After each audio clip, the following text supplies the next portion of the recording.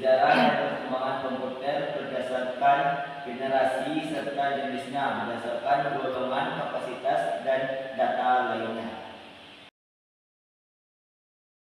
Saya akan menjelaskan tentang sejarah dan perkembangan komputer berdasarkan generasi. Evolusi komputer menelisik perjalanan teknologi. Perjalanan komputer dari masa ke masa sangatlah menakjubkan. Sebuah kisah evolusi yang begitu luar biasa. Dimulai dari mesin diktum mekanik sederhana hingga perangkat canggih yang digunakan saat ini. Setiap generasi komputer membawa kemajuan signifikan. Generasi pertama, komputer berdasarkan tabung vakum tahun 1940.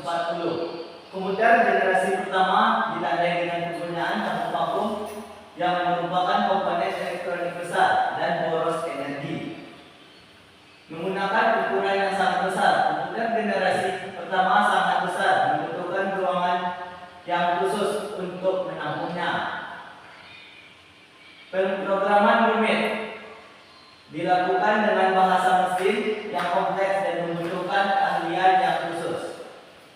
Generasi kedua, komputer berbasis transistor berlangsung pada tahun 1950. Transistor ini menggantikan tabung vakum yang besar, membuat komputer lebih kecil, hemat energi, dan lebih cepat. Menggunakan bahasa pemrograman tingkat tinggi, memudahkan proses pemrograman. Penggunaan komersial. Komputer generasi ini sudah mulai menggunakan berbagai keperluan komersial. Baiklah, materi berikutnya akan disampaikan oleh teman saya. Di sini saya akan melanjutkan penjelasan mengenai perkembangan komputer dari generasi ke generasi, melanjutkan materi dari rekan saya yang lalu. Di sini bisa kita lihat pada PPT generasi ketiga, yang mana generasi ketiga ini dimulai pada tahun 1960. Generasi ketiga ini komputernya itu sudah berbasis sirkuit terpadu. Sirkuit terpadu atau IC itu menggabungkan banyak transistor dalam satu chip kecil, meningkatkan kecepatan dan efisiensi komputer.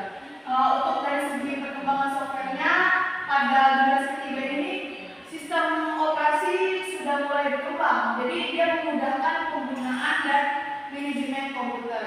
Dan juga pada generasi ketiga ini sudah mulai bisa dikatakan ramah pengguna, karena antarmuka pengguna itu sudah menjadi lebih mudah dipahami dan mulai digunakan. Selanjutnya generasi keempat. Generasi keempat ini terjadi pada tahun 1970-an, yang mana pada generasi keempat komputer itu sudah berbasis mikroprosesor, yang mana mikroprosesor ini merupakan IC yang sangat kompleks, muncul sebagai pusat pengolahan data. Untuk perkembangan PC, komputer pribadi, jadi kayak PC itu bisa dilihat sebagai komputer pribadi. Jadi di era ini PC sudah mulai muncul, membuka era baru dalam penggunaan komputer. Untuk jaringan komputernya itu dia sudah mulai berkembang, memungkinkan pertukaran data antar komputer. Yang terakhir generasi kelima, itu terjadi di era sekarang ya, sampai masa depan. Yang mana ini biasa kita sebut dengan AI atau kecerdasan buatan. Jadi pada era ini teknologi itu ingin menyamai dengan kayak berdasarkan otak manusia, yang bekerja seperti otak manusia. Jadi bisa dibilang kecerdasan buatan. Komputer pada generasi kelima ini dia menjadi inti dari revolusi teknologi masa kini dan berperan besar dalam membentuk masa depan, mulai dari otomatisasi, konektivitas, hingga pengembangan kecerdasan buatan tingkat lanjut. Untuk teknologi utamanya itu dia ada AI, komputasi kuantum, big data, dan IoT. Sekian dari saya, berikutnya akan dilanjutkan oleh rekan saya. Dari sini saya akan melanjutkan penjelasan materi mengenai jenis komputer berdasarkan golongannya. Yang pertama itu adalah desktop. Nah, komputer ini memiliki unit sistem yang terpisah seperti monitor, keyboard, dan mouse. Ini cocok digunakan untuk di rumah atau di kantoran. Dan yang kedua itu adalah komputer.